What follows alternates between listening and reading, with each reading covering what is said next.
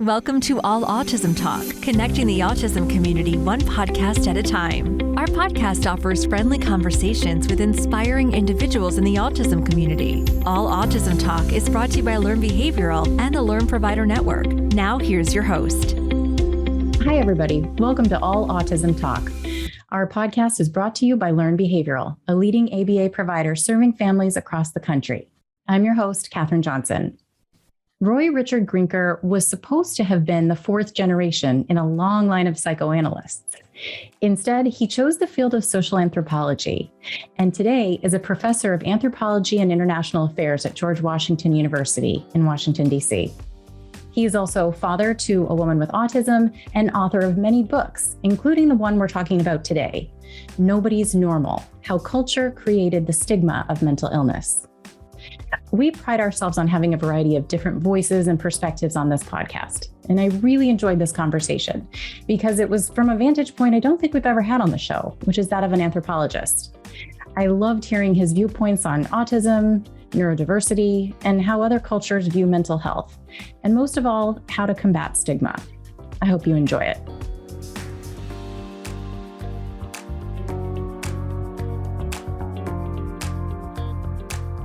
Hello, Richard Grinker. Thank you so much for being here. Thank you.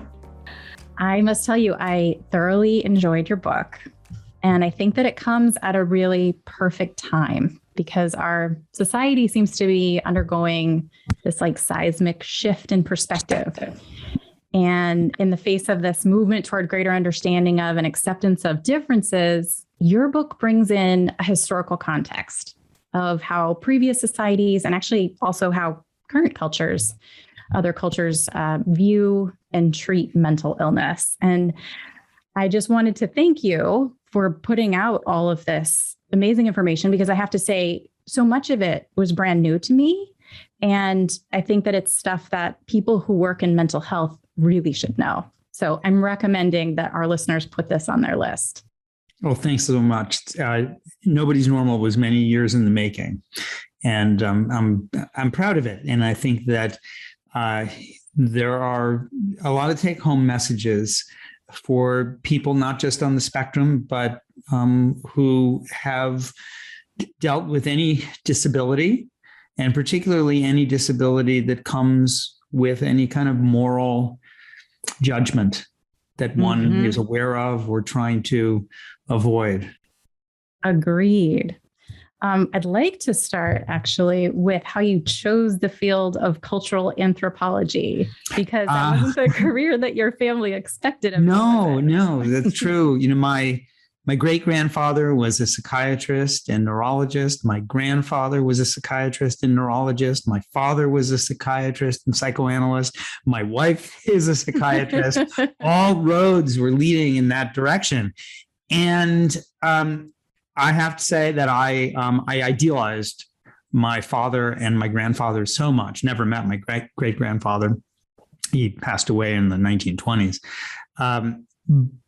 I idealized them so much, I actually didn't want to compete with them. I mean, I didn't want to, they would say things like, oh, you're going to be a psychiatrist, Rich. I'd be 6 years old. You're going to be a psychiatrist and you're going to be a better psychiatrist than we are. And I promptly did poorly in science classes. Too much pressure. Yeah, but I did great in English and history and these other fields.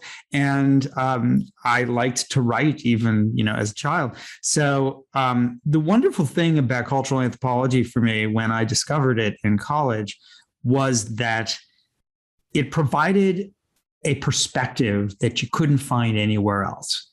And and when I say you couldn't find it anywhere else, I mean you couldn't find it at home. You had to go away to get the anthropological perspective. Yeah. And a lot of people think that anthropology is really about understanding other cultures. And it is, but that's just half of it. The other half is understanding other cultures and then coming home to your own society and seeing it change, seeing it in a new light. Like when you go to Europe and you notice the streets are so narrow and the cars are so small, and you come home and you say, wow, our cars are so big and our streets are so big. You see things in a way that you never saw them before.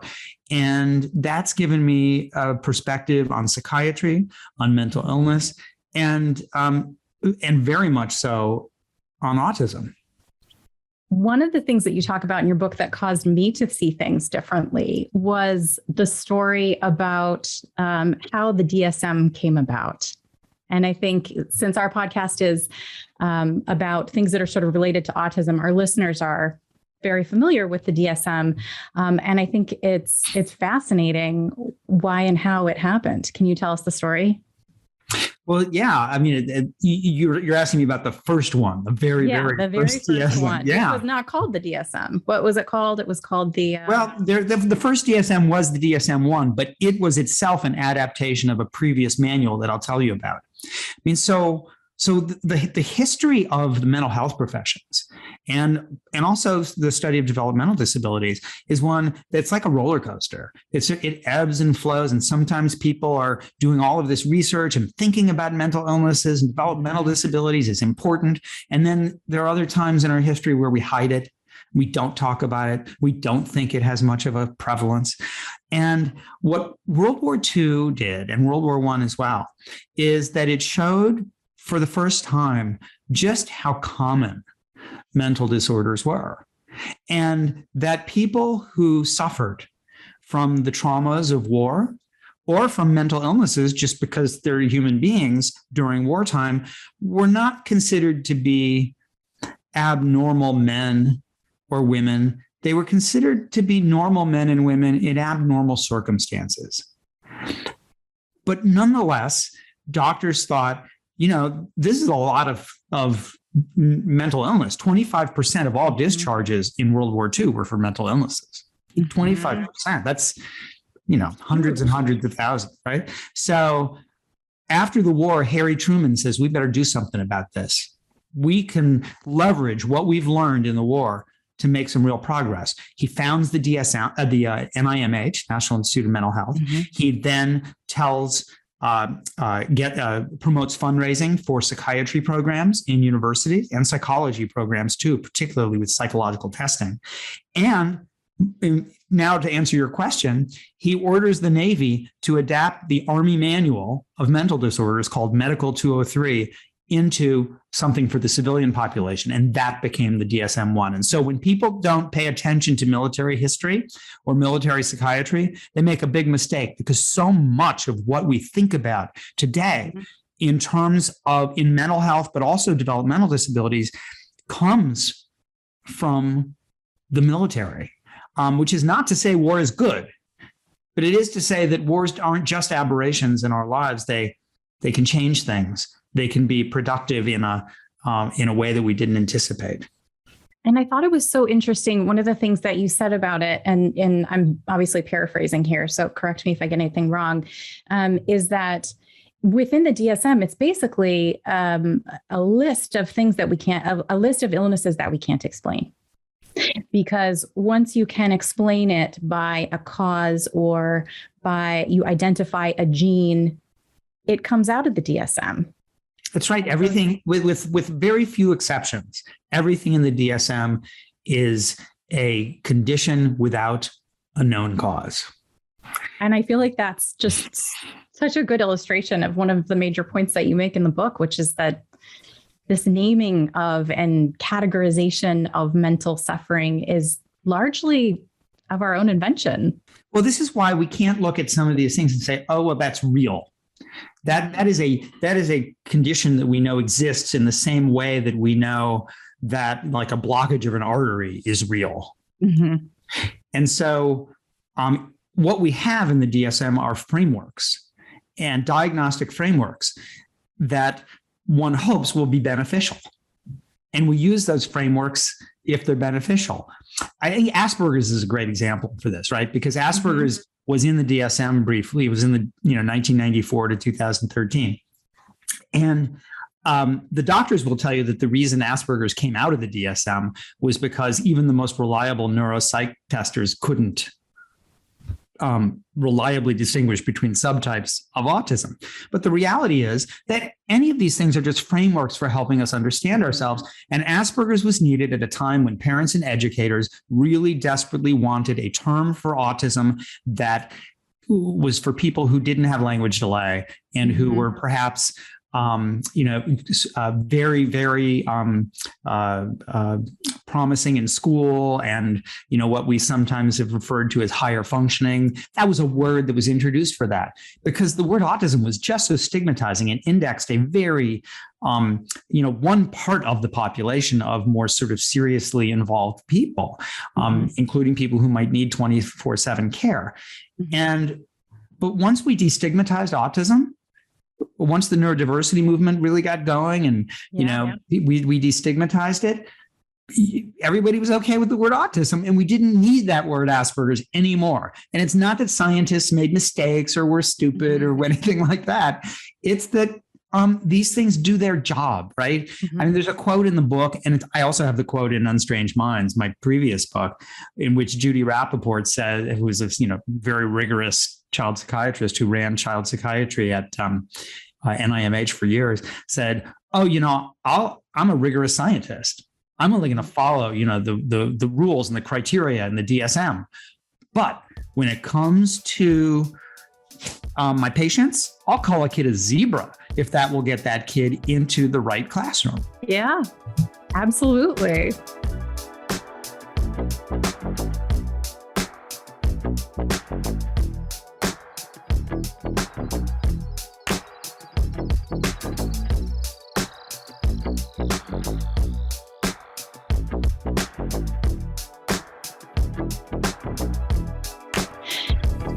That sort of brings us to environment. And I know you write and you talk a lot about your daughter, Isabel, who had an Asperger's diagnosis.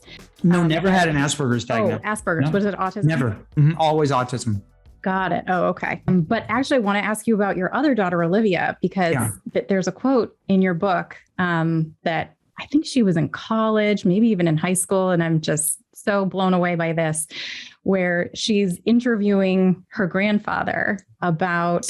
It was in college. She was in college. Yeah. College for a paper. And she basically says, if pain is caused by the community's moral system or like judgment, how can that pain be considered a mental illness? And I think that also brought to mind the story about Martha's Vineyard, and actually so much of what you've written. I don't know if there's a particular favorite story that you have that you'd like to share on that topic. What you're really pointing out is that my daughter, even in college, Olivia, had been able to identify what she didn't know by this name, but what we now call the social model of disability. Like saying that, a person who is differently mobile and uses a wheelchair isn't disabled if there are ramps and accessibility. And the people in Martha's Vineyard who had hereditary deafness weren't disabled either, since everybody spoke sign language.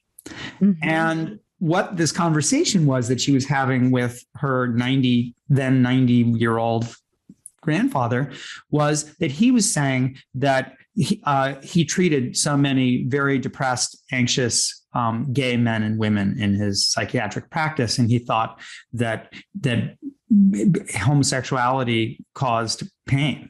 And she said, well, why do you think homosexuality causes pain? Isn't it society's moral judgment that causes them pain? And why would they be going to a psychiatrist anyway if they were happy? So you're only going to see I love that bit. You're only going to see those folks.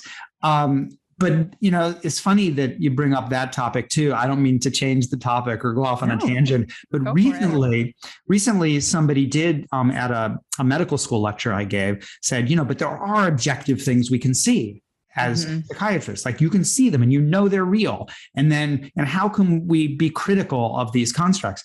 And I brought up homosexuality in my answer, because that was at the time of my grandfather's training considered to be a reliable and valid diagnosis. And you could, if you had a patient in your office who identified as gay, you could get 100, 1,000, or 100,000 doctors in there, and they would all agree, yes, that person's gay. That doesn't make it a useful construct. That doesn't make homosexuality a mental illness, right? Exactly. Well, my son during COVID, remote schooling wasn't working. And so we put him in a small alternative school, and all of a sudden he's learning, he's happy, and he doesn't need an IEP in this environment. Wow. what happens to his diagnoses? Does he still have his diagnoses? It really shed light for me on this idea that what society demands or what our culture approves of is what makes like a difference into a disability or a mental illness. Yes. And that is why we have the power as members of societies. We humans have the power to change stigma, because it's not something that's just there, in nature. It's something that we create. And so to refer to some things I talk about in Nobody's Normal, when you frame ADHD for a kid in Brazil in a poor community as somewhat understandable, given the fact that he's suffering in poverty and in a society with gross inequalities, they're able to accept and understand that diagnosis is not stigmatized, but is expectable and is reasonable. And so, of course, I'm having trouble paying attention in school, because this is the kind of world that I live in. And then they'll accept medication, or you get the same medication then that the doctor wants you to, but it's framed in a way that makes sense to them. Similarly, in Japan, when people think about depression these days as the result of the intense competition that people have to get into colleges and to get jobs, the intense hours of taking care of an aging population, then that makes sense. If we see how, whenever we conceptualize a disability as something that is related to the world in which we live, then we reduce stigma. We could say it more simply and say when society takes some of the blame. And, boy, look at the history of autism. When we blamed mothers, right? We blamed, if we conceive of autism only in negative terms and blame biology, we don't end up with a very good situation. And I'm trying to point out, some of this stuff in the book so that people can feel like they do have the power to change. I love that. And I love you have so many examples and have had so many personal experiences inside of these cultures in which mental illness is less stigmatized. And I was wondering if you could share some of your favorite anecdotes from different cultures that you've been in, similar to the ADHD in Brazil example that you just gave. I give historical examples, such as the people who had developmental disabilities and who were in residential institutions before World War II, and then left the residential institutions to join the army, become sergeants and mechanics. And then after the war was over, went back into the residential institution.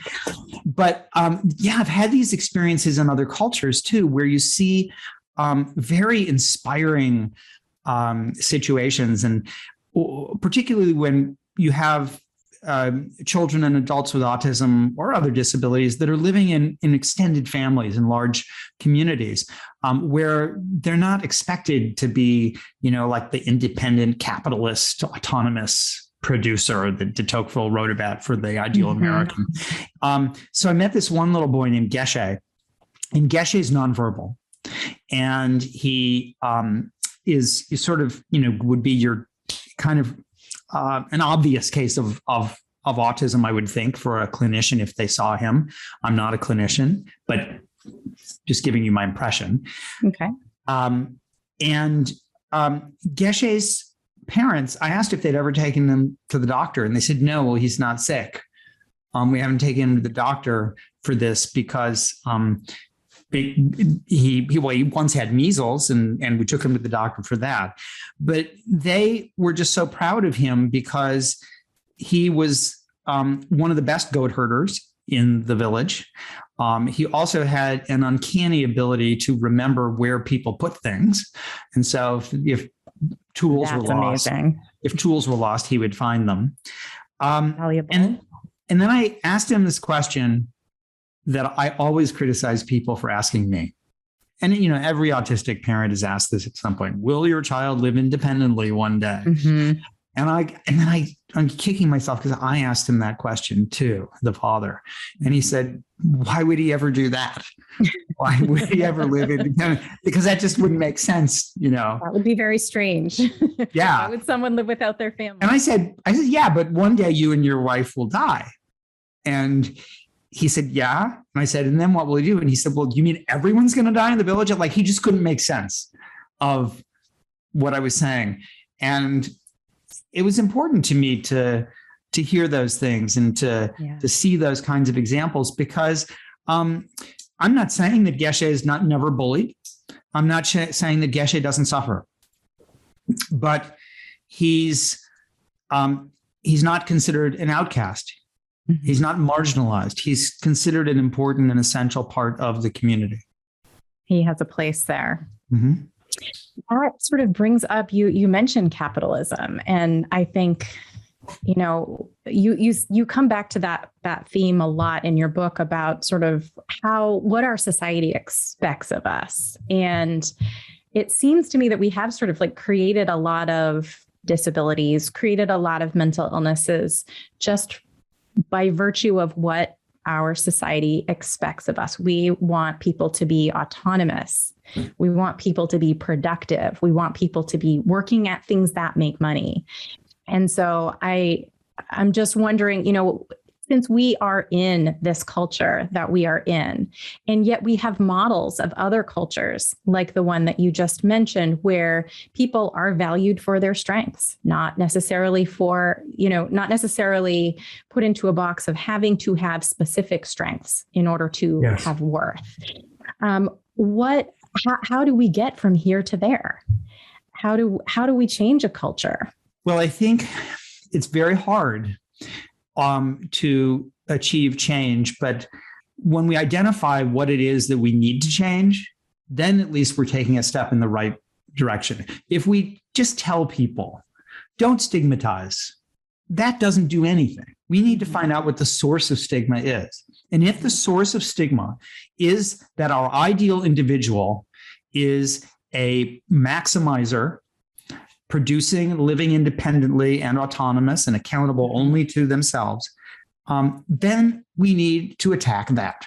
Because not only does that hurt people with disabilities, but it hurts people who might have incredibly meaningful careers that are devalued in that kind of social system. Mm-hmm. I'm thinking of single stay-at-home parents.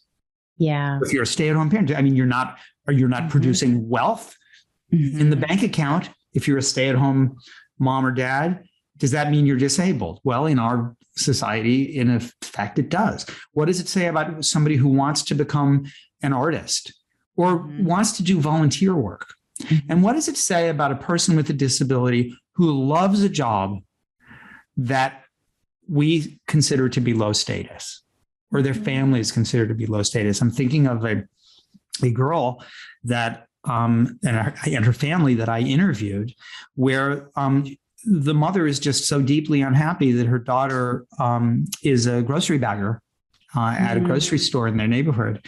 But I have to tell you, this young woman loves bagging groceries. She loves it.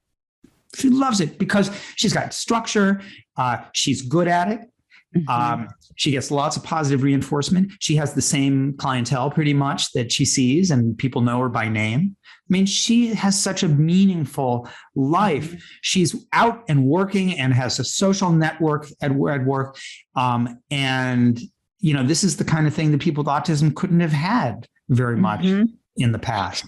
And go ahead. Oh, I'm sorry. Continue. No, I don't know what I was going to say. It's just that, and unfortunately, many of the positive media images we have of people with autism leading meaningful lives are things like the good doctor and, the rich Silicon Valley, awkward person.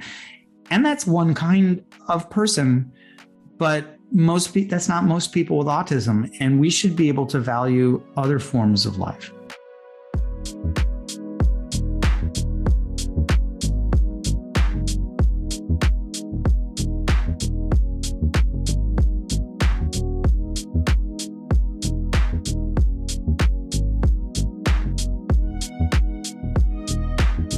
And I love your example of the woman who loves to be a grocery bagger, because as we have just seen in the pandemic, that's an essential worker. Yes.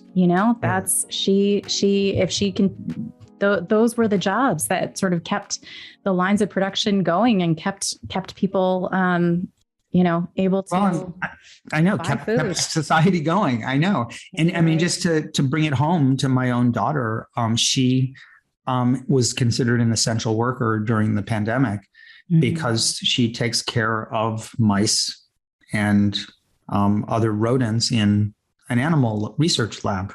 And she's essential. Yeah. And those mice and those rabbits and whatever needed her. And it's not a job that a lot of people like. Working with rodents is a lot of cleaning. And it can be incredibly noisy too, if you've got enough of them in a single place. I'm sure. But she loves it. She absolutely loves it. And it's not a job that a lot of other people want, but she loves it and she's really good at it. And she's so proud of what she does. And how many people who are successful by our culture standards really hate their jobs and are unhappy doing what they do every day. It's such a I should say, wonderful thing. I should say that there is a reality here of needing money, right? And she lives with us, but she's able to have this job and make money. But she also, I think, has, she has money from us helping support her too. And so that is something that she has that not all people with disabilities have. And so I do recognize that privilege. Yeah. I mean, I think that sort of goes along with one of the things that you talk about in your book, which is that, this idea that people need to be productive in a certain way is not endemic to, us as humans. This is because of a culture and because of a society we have created. And it does not speak to her worth as a human. It speaks to just the decisions and the values that our culture has determined are paramount right now. Exactly. And I think that what many advocates are doing, particularly in the neurodiversity movement, if you want to call it that, is saying, you know what, we are going to say what our value is, and we're not going to let you all decide what it is. Yeah. We're gonna say that we are valuable for X or Y, and that we have strengths and we have challenges. But every human being has strengths and challenges. The pandemic has been. Oh, sorry. No, I was going to say that kind of a celebration of what we can do and how we can forge out meaningful lives is crucial, and has been a great part of what I see as the reduction of stigma in recent years. And what can clinicians do? What can parents do to sort of help continue this momentum of destigmatizing conditions that were previously considered to be, disorders? Well, I think self-advocacy is really key. And it's important to understand that we may need people to help people learn to advocate. So, for example, when in a lecture class, in my intro class, lecture class, a man stands up in front of 290 students, another student, and says, I'm a student in the class. It's first day of class. I have Tourette's syndrome. I'm telling you this because, I might say something out of the blue, and it might even surprise you or be potentially even offensive, but I'm letting you know that I have Tourette's disorder. And he completely, by that, disclosure and by that statement, takes away the ability of anybody to see him as weird or bizarre, because now they understand, because they learned what Tourette's was in high school, probably, or wherever. But that man didn't just do that out of the blue. Somebody had to help him learn how to say that it was okay to say that. You had to have a university where a professor was open to a student saying that. Before he gets to the university, you've got to have a parent or somebody tell him that it's okay to say that, that is a strategy. And so we need to build on that. It's really something that I know isn't something that comes easy for everybody. I am very comfortable sitting in a room of people with ties and jackets and suits and dresses and whatever, and talking, about whatever. But not everybody's comfortable with that. And, I was thinking of this a lot when I was advocating through the years for my daughter in special ed, which is, a major battle always. And I was thinking, wow, I'm having such a hard time. What if English was not my first language? What if I was a recent immigrant to the United States and I was unfamiliar with how things work here? Or what if I had a disability? Would I be able to help my daughter advocate in the same way? But I think that we're seeing a lot of progress at the individual level, family level, and also even at the academic level, where we have things like queer studies and CRIP studies, fat studies, where academics are pushing to have to kind of reclaim the words that used to hurt and redefine them by themselves. With regard to the neurodiversity movement, I feel like the pandemic has really, it played a big role in sort of folks with autism being able to stay home. And for those who were able to work remotely, finding that they could work remotely and experience a degree less of anxiety. Everyone was connecting online. So there wasn't this pressure to be in person and to show these specific social skills and to look people in the eye. Where that's really had a positive impact is with kids, high school, college, middle school kids who might have been so anxious during the day at school, if they are autistic, and spend so much energy trying to read social cues and figure out if they're being bullied or not. And I mean, it's just, they'd come home, a lot of kids come home from school so exhausted by the social stress that all they can do is play video games and, try to de-stress. The remote platforms like Zoom involve a bit of awkwardness for everyone. And so it is kind of levels the playing field a little. But there have been some negative consequences too that have been really pronounced, particularly for kids where their parental capacity is not there to help take care of them at home. The parents have to work. Or if there's one parent and everything's, shouldered by that one person, where there has to be a sibling perhaps that helps take care of that person with a disability, or where a parent didn't really have the emotional resources themselves to be able to weather some of the stresses of the pandemic. And we are seeing reports from some clinicians that there are kids who are going to residential institutions because of increased irritability and aggressivity as the result of the pandemic and the loss of the structures of special education programs that were not going to special, they and the clinicians say, well, they probably wouldn't have had to go to residential institutions if not for this pandemic. So it's case by case, and it is across the board, very complicated. But, COVID is kind of like the wars that I write about in Nobody's Normal. They are global. COVID's a global stressor. And in times of war, and many political leaders have called COVID a war, in times of war, experiencing stress, experiencing anxiety, depression, mental illness in general becomes almost expectable. And you're not weak or fragile if you say, nobody thinks you're weak or fragile if you say that you've been having a really hard time during the pandemic.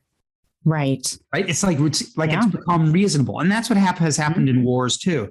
And so when the sort of, silver lining behind these global stressors is that they sometimes do help us to understand suffering as not something that's caused by an individual's failures or an individual's weaknesses, but rather by the broader environment in which we're living. Beautifully said. I would love it. There is a portion of your book, you wrap your book up with it, where you quote from Hawthorne. And I was wondering if you could read a section of that, because I think it's a beautiful, beautiful illustration of that sort of notion of reclaiming the words that originally were meant to hurt. And sure. Yeah, I'm happy to read that for you. I'll set the stage. This is a novel from 1850 by Nathaniel Hawthorne, which is about the Puritans. And, I don't think a lot of people would expect in an autism podcast that we're going to be talking about adultery in the Puritan times from a novel by Nathaniel Hawthorne. But you've got some former English majors that are really excited right now, I'm sure. Well, or any former high school student, since I think everybody reads the Scarlet Letter at some point. Yeah. Here I go. There is a remarkable passage at the end of Nathaniel Hawthorne's 1850, The Scarlet Letter, when after a long absence, Hester Prynne returns to the scene of her crime. As her punishment for adultery, she had worn an embroidered red letter A on her breast. But after all those years, not even the harshest judge would force her to continue wearing it.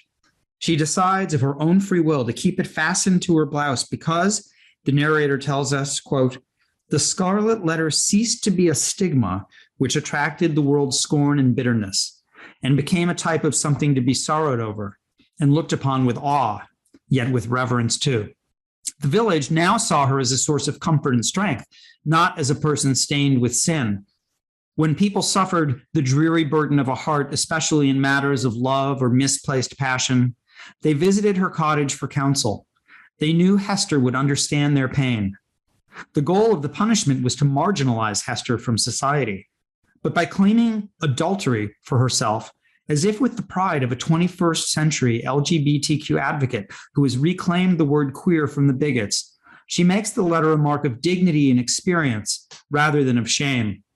Both Hester's original stigma and its transformation into a sign of self-worth derived from her ongoing struggle between her individual character and her society's expectations, a struggle Hester embraced by returning to her community. The question for us is whether we can win our own struggle and take ownership of the words and practices that exclude and discriminate. The many victories described in this book suggest that we can. And I love that so much. Thank you. It really is important that, to me, to make this point about reclaiming the words and that have been used to hurt. And it's one reason why I'm actually not critical of the colloquial uses of terms like PTSD, autism, OCD. Sometimes people, when they say they're neat, they really like things to be neat. They say, oh, I'm a little OCD about my room, my apartment, or somebody might say, oh, I've got PTSD from that econ exam or whatever it is. And you have people who say, like Jerry Seinfeld says he's autistic, and yet, the doctors will look at that and say, Jerry Seinfeld would not qualify for a diagnosis of autism. Right. Don't minimize it. Right. Don't minimize it. And I don't think that Jerry Seinfeld, when he uses the word autism, is saying that autism doesn't also have a presentation which involves intellectual disability, self-injurious behaviors, catatonia sometimes, and where people need sometimes lifelong residential care.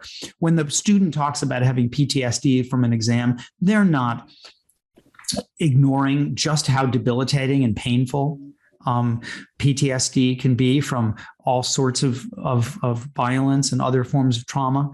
Mm-hmm. But what they are doing is they're saying, we are all on a spectrum of something, that we live on a spectrum, and by using these terms, they are inviting all of humanity to say that we are not we are not all distinct and totally different, that we all share these things more or less so. And I think it disarms those words. I love that. And I had never really looked at it in that way before. But really, when people say those things, they are in some manner drawing a line from something that was considered a stigmatizing difference in someone else to their own personal experience. So, raises an interesting question, which is, if we see things on this big spectrum, do we need to have other terms? Do we need to invent other terms that index where one is on that spectrum? Right. There are, for example, do we need a new word for autism that denotes the person who is who is nonverbal? Mm-hmm. Do we need that? Mm-hmm. Or not? And we've moved in a direction where we've gotten rid of some of these kind of categorical terms. And we got rid of the categorical terms because they don't allow us to see how much people change over time. Mm-hmm. And they don't account for the spectrum.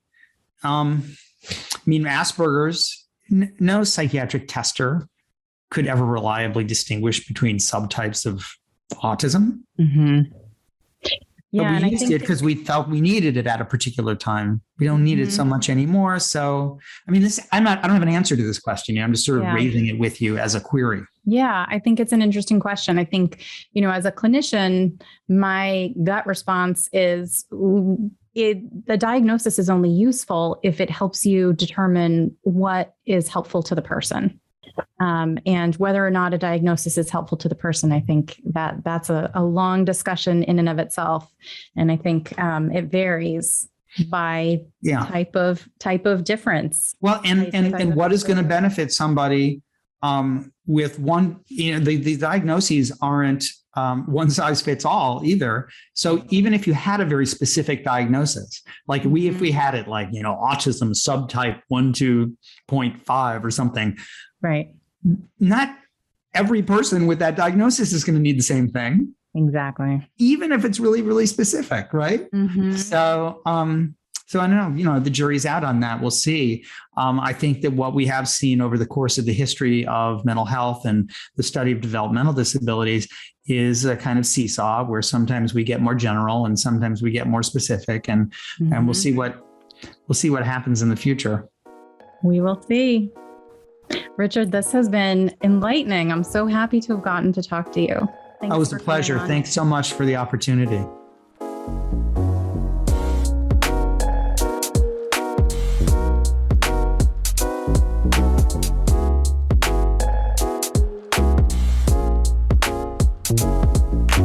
I so enjoyed this conversation with Richard Grinker.